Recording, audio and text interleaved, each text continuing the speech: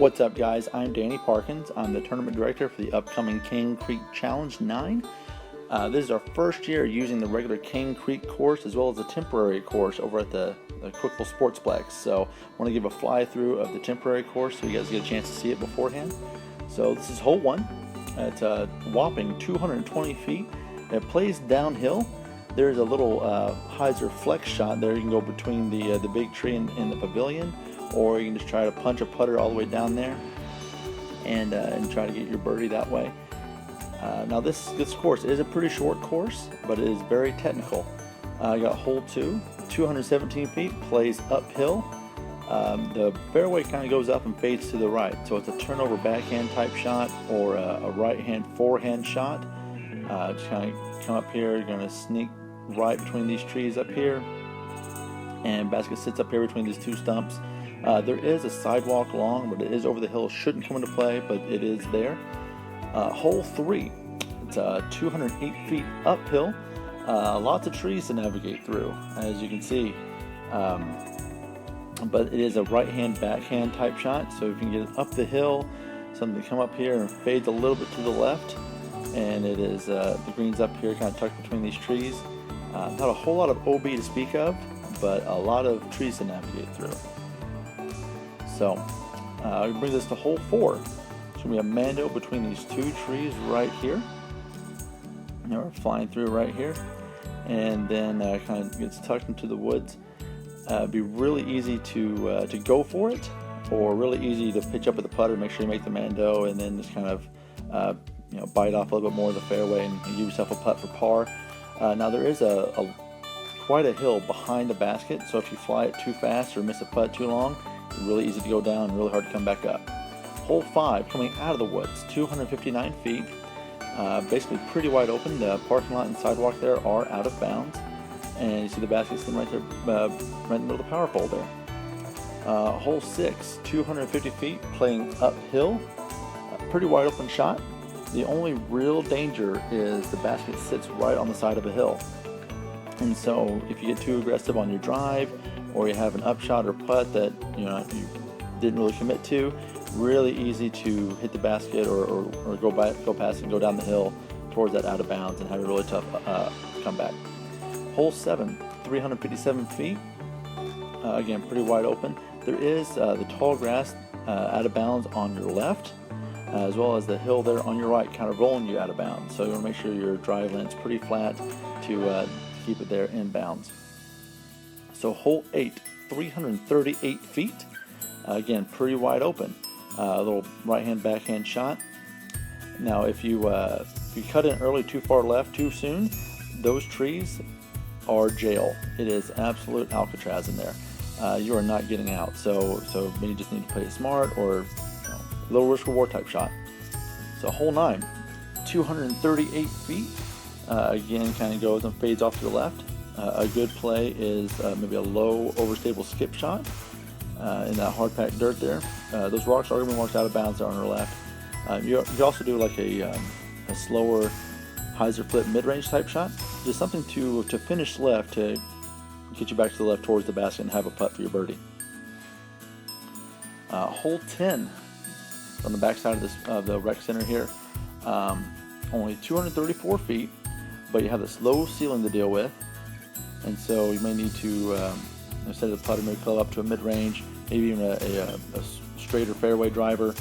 There's a hill there on your right side that kind of funnels you down towards the basket, but again, you don't want to come in too early, too far left, because that's jail too. It is very difficult to get up and down from inside those woods there. Brings us to hole 11, whopping 208 feet, basically wide open. This is going to be an island hole. It's probably a 60-foot wide island, 30-foot radius, 60-foot diameter. Just add a little flavor to such a short, wide open hole. See, there you go, island green. And there will be a drop zone, so if you do not land in the island, you go to the drop zone, putting for 3. Hole 12, you have a double mando. So you're going to be forced to throw up this really narrow gap. You're going to go right of the tree that we're just passing now, and left of this tree we're passing now on the right, and just a nice little corridor to lace a putter right up Again, really tempting to go for, or also really easy to pitch up. If you're not feeling it, pitch up with the putter. Take a pretty simple 3 as well. So a little risk reward type shot there. Now hole 13 is 307. We got a parking lot on the right side there. There will be a Mando. There's a light pole coming up on our right side. There's a Mando there, so we'll have to go left of that. And the light pole is coming into view right now. And if you miss the Mando, there's a drop zone right there by the light pole. Just kind of fades in here to this nice little green area. So it's a tough little 307-foot shot. Moving on to hole 14, 385 feet uphill. The sidewalk on the left and right are out of bounds, so anything on or beyond is out of bounds. There is a drop zone, kind of close to where the drone is flying right now. So if you fly the whole thing and you skip out right by the basket, you're going back to the drop zone. Instead of having the easy tap in 3, you're looking the best you can do is a 4 without a throw in. So it's tucked in here between these 2 trees. So again, risk reward. You can get all the way up there and get it there safe, easy birdie, but really easy to skip out of bounds as well. Hole 15, so right hand sidearm hole or lefty backhand. Only 195 feet, but the fairway really hugs these pines on the right, and the basket also sits really close to a hill.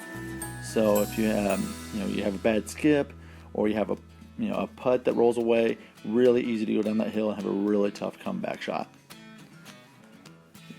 Hole 16, 310 feet, pretty much wide open.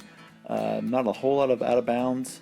Got that the walking track and the ball fields to the right if you really shank it, and the road to the left. But all in all, a pretty wide open, forgiving shot. Probably going to elevate this one just to have some kind of flair to it. But all in all, pretty straightforward 310-foot backhand shot. A hole 17, 299. You have like a drainage ditch and a rock bed that's going to come up on our left. That's going to be marked out of bounds. There is a walking track on the right side that's out of bounds, but all in all, it's a pretty straightforward right-hand backhand hyzer shot. And it's going to be perched right here, right next to this this drainage ditch. And again, this drainage area is going to be marked out of bounds as well.